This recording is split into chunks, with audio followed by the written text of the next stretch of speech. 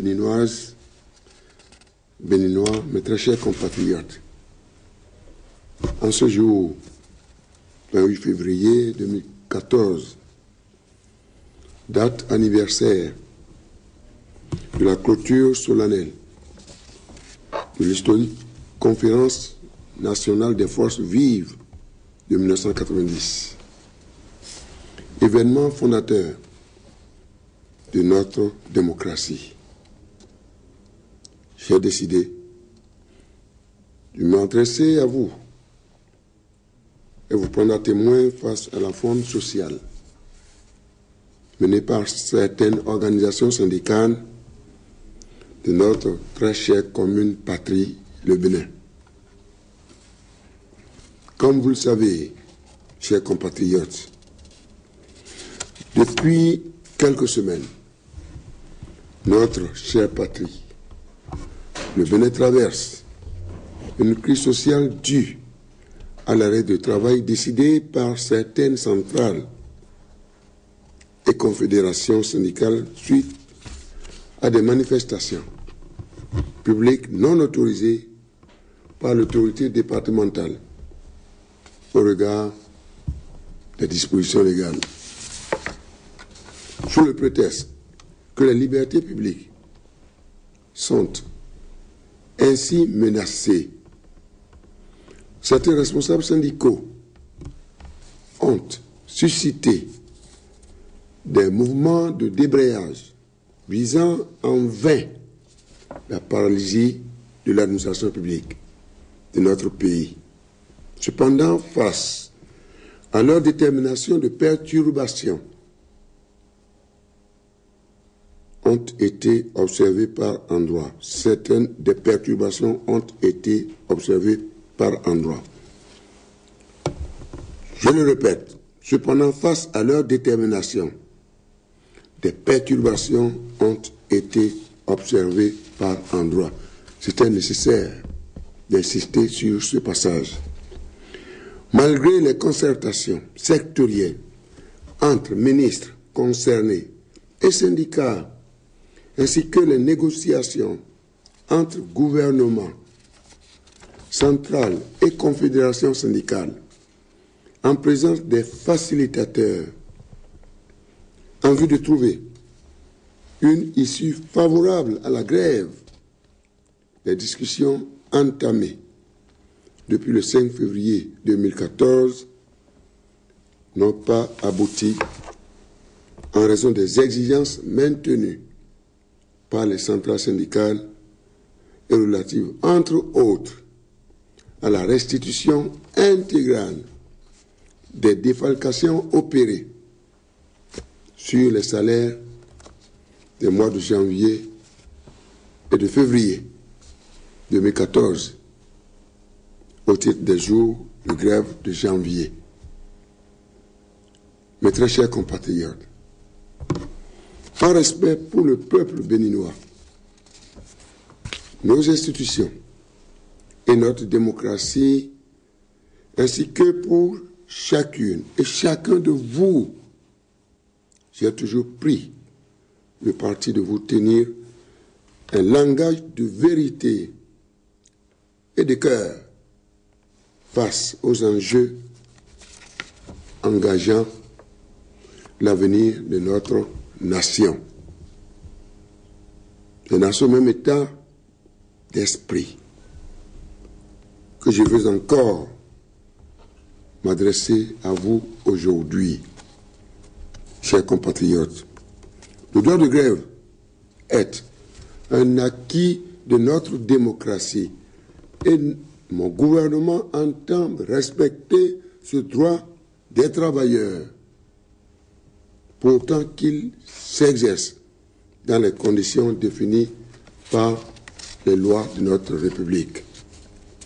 La question qui se pose alors est de savoir si les mouvements de grève en cours s'exercent dans les conditions de stricte légalité. À notre entendement, la réponse est négative. En effet, comme vous le savez, Le déclenchement de ces grèves s'est fait en violation des articles 3, 4, 6 et 7 de la loi portant exercice du droit de grève en République du Bénin et qui définissent la procédure à suivre en la matière. Face à ma responsabilité, mes chers compatriotes, ma responsabilité constitutionnelle de garant du respect et de la mise en œuvre des lois de la République et conformément aux dispositions de l'article 59 de notre Constitution, notre loi fondamentale. J'ai, avec mon gouvernement, opté en un premier temps de procéder à la retenue sur salaire dans l'application stricte des lois de la République. D'une part, et pour éviter dans un esprit de justice de pénaliser la majorité des travailleurs compatriotes qui ont continué de vaquer à leurs obligations républicaines. D'autre part, dans le même temps, mon gouvernement est interpellé dans sa mission de préserver la paix sociale, la stabilité, la sécurité, condition indispensable à la prospérité partagée, à la création d'emplois pour les jeunes et pour les femmes, en vue de l'élimination de la pauvreté dans notre cher pays. Mes très chers compatriotes, c'est le lieu de vous rappeler les efforts consentis par mon gouvernement depuis 2006 pour améliorer les conditions de vie et de travail des agents de l'État. Ainsi, de 2006 à 2013, la masse salariale a presque triplé, passant de 135 milliards de nos francs en 2006 à plus de 300 milliards de francs CFA en 2013. Alors que 7 ans auparavant, cette même masse salariale n'a augmenté que de 11%, c'est-à-dire de 1998 à 2005. Au même moment, la part de la masse salariale allouée aux enseignants dépasse 55% en 2013, contre 44% en 2006. Cet effort n'intègre pas la construction en moyenne de 1000 salles de classe par an, d'au moins 1000 salles de classe par an. Quant aux revendications d'ordre salarial, elles ne résistent pas à l'épreuve d'une analyse objective, fondée sur des faits montrant les efforts de mon gouvernement depuis 2006 pour améliorer les conditions de service des travailleurs au surplus. Je dois rappeler que les initiateurs de cette grève sont ceux-là même qui, en 2011, ont conclu un accord avec le gouvernement au terme duquel ils ont pris l'engagement de surseoir à toute revendication salariale jusqu'à la fin de l'année 2014 contre l'acceptation par le gouvernement du paiement échelonné de 25% de révalorisation du point indiciaire. Mes très chers compatriotes, où se trouve alors le bien fondé des revendications actuelles de certaines centrales et confédérations syndicales? À défaut Ne doit-on pas chercher les vrais mobiles ailleurs? Je laisse le soin aux organisations syndicales elles-mêmes de répondre à ces questions. Le peuple béninois, pour sa part, n'est pas dupe. Il est persuadé que ces mouvements de grève participent d'un vaste plan de déstabilisation, de ternissement de l'image du Bénin, notre cher pays, de ses institutions et de sa démocratie, avec comme conséquence, une fois de plus, la déstabilisation de notre système démocratique et la remise en cause de la cohésion nationale. Chers compatriotes, comme vous pouvez le constater, ces mouvements de grève constituent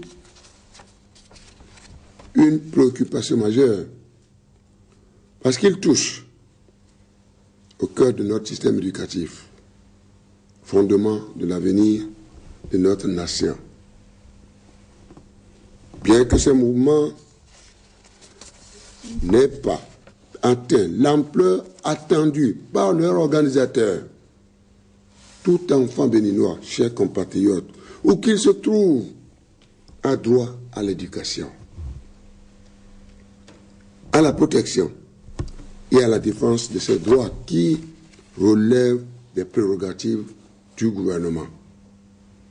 En définitive, les victimes réelles de ces débrayages, loin d'être leurs initiateurs, sont plutôt nos malades, nos justiciables, nos usagers de l'administration, nos femmes, nos jeunes, et que sais-je encore, et surtout nos chers enfants. S'agissant de ces enfants, avons-nous le droit de compromettre leur avenir? Ou alors, pour être plus précis, l'avenir de ces enfants relève de demain en les laissant livrés à eux-mêmes et à la rue. Béninoises, Béninois, très chers compatriotes, en ce jour anniversaire de la fin de l'historique conférence nationale de février 1990, symbole de l'esprit de consensus, de réconciliation et de pardon, et répondant au cri de cœur et à l'appel des confessions religieuses, des sages, des têtes couronnées de notre très cher pays, des parents d'élèves et de nombreux citoyens anonymes, j'ai décidé, en ma qualité de président de la République, en toute responsabilité et dans un souci d'apaisement, de faire procéder à la restitution des défalcations opérées en 2014, et ce, nonobstant tous les vices de procédure qui ont entaché le déclenchement de ces grèves ainsi que les enjeux, de toute évidence, étrangers aux intérêts corporatistes des dits travailleurs. Cette décision, mes très chers compatriotes, est l'expression de la volonté de mon gouvernement de maintenir le dialogue avec toutes les composantes de notre société pour la sauvegarde de la paix et la cohésion sociale. Obligation constitutionnelle dévolue au président de la République et conditions incontournables pour le développement durable de notre pays. Une telle décision ne saurait surtout pas être interprétée comme un recul, encore moins une capitulation. Elle est plutôt l'affirmation du sens élevé de responsabilité qui doit prévaloir dans la gestion des affaires de notre cité commune. En définitive, c'est notre peuple, connu pour son sens légendaire de responsabilité et de recherche permanente de la paix, qui a gagné. C'est même la victoire de ceux qui ont accepté de continuer de travailler et de tous les travailleurs, ainsi que les responsables des centrales syndicales qui ont lancé un appel au travail pour assurer la sécurité humaine dans notre très cher pays. C'est pourquoi je leur exprime au nom de notre nation mes remerciements pour ce comportement patriotique et véritablement citoyen. J'adresse aussi mes remerciements aux facilitateurs qui ont toujours été à nos côtés durant ces moments difficiles et leur renouvelle la reconnaissance de toute une nation. Très chers compatriotes, compte tenu de ce qui précède, j'invite tous les agents grévistes à reprendre sans délai le travail. En tout état de cause, les dispositions de la loi seront appliquées jusqu'à nouvel ordre, car force doit rester à la loi et les dispositions seront prises à cet effet. Béninoises, Béninois, chers compatriotes, une nation qui ne se parle pas avec, ou j'allais dire une nation qui ne parle pas avec elle-même, court à sa ruine. Nous devons donc collectivement réaffirmer notre attachement à notre patrie commune, le Bénin, et notre volonté inébranlable de la construire dans la paix, dans l'amour et la sécurité.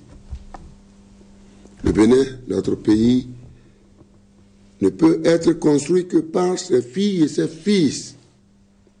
L'extérieur ne peut apporter qu'un appoint.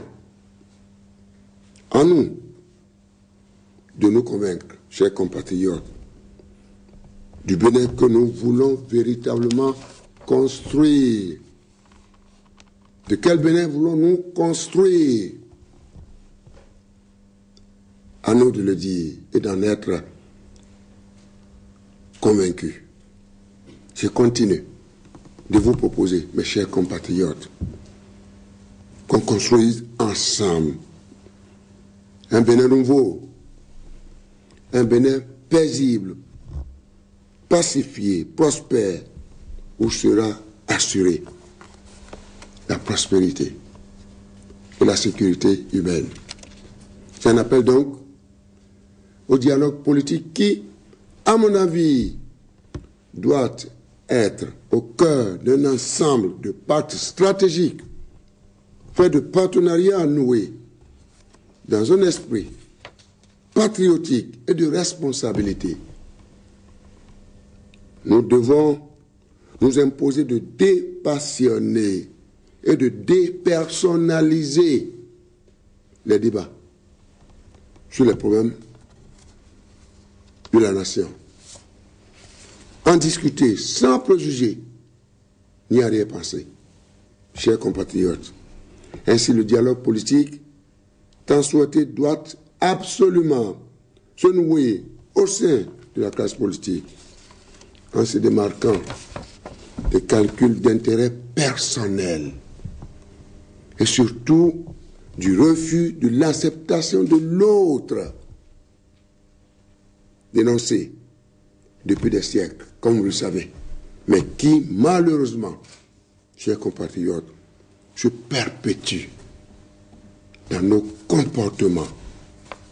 nous empêchant collectivement d'aller de l'avant pour le bien-être de notre chère nation.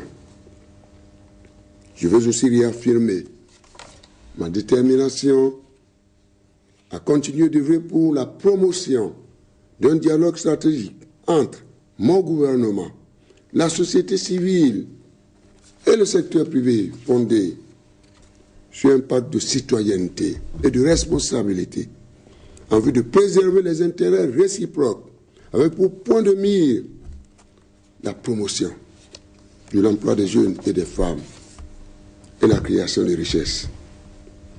Mes chers compatriotes, j'exhorte également le secteur privé de mon pays et les syndicats à un dialogue fécond visant à établir un équilibre des intérêts de tous en vue de sauvegarder, d'une part, la compétitivité des entreprises, sans perdre de vue la nécessité d'une juste rétribution du travail réellement accompli.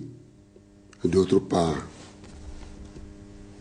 la prise en compte des intérêts des travailleurs dans ce dialogue constructif doit s'accompagner d'une gouvernance syndicale responsable, débarrassée de tout opportunisme. Cette nouvelle gouvernance devra concourir à promouvoir le développement de notre cher pays et son image en toutes circonstances et en tout lieu. Du reste, l'image de mon pays, le Bénin, le nôtre, doit être une préoccupation de chacune, de chacun et de nous tous. Enfin, le dernier dialogue, et pas le moindre, c'est le dialogue interreligieux. Très chers compatriotes, celui-ci est indispensable pour renforcer la laïcité constitutionnelle de notre État et préserver la liberté de conscience, de culte et de croyance. Les confessions religieuses doivent contribuer à la refonte de notre culture et de nos mentalités pour promouvoir davantage dans notre société les valeurs éthiques, morales et spirituelles, sans lesquelles notre rêve commun d'émergence de notre pays serait véritablement vain.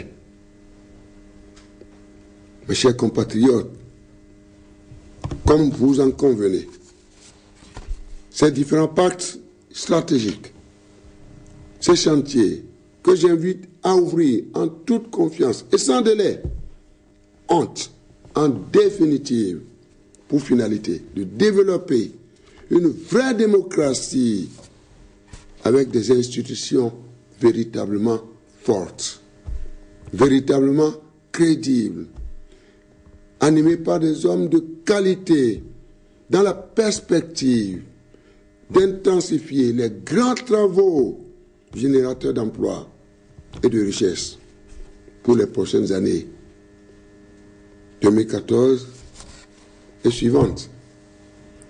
Je m'en voudrais de ne pas remercier du fond du cœur toutes les confessions religieuses, les parents d'élèves, les sages et les têtes couronnées, les facilitateurs, ainsi que nos compatriotes qui ont continué de servir la nation, prouvant ainsi leur sens de responsabilité poussé et d'amour de la patrie.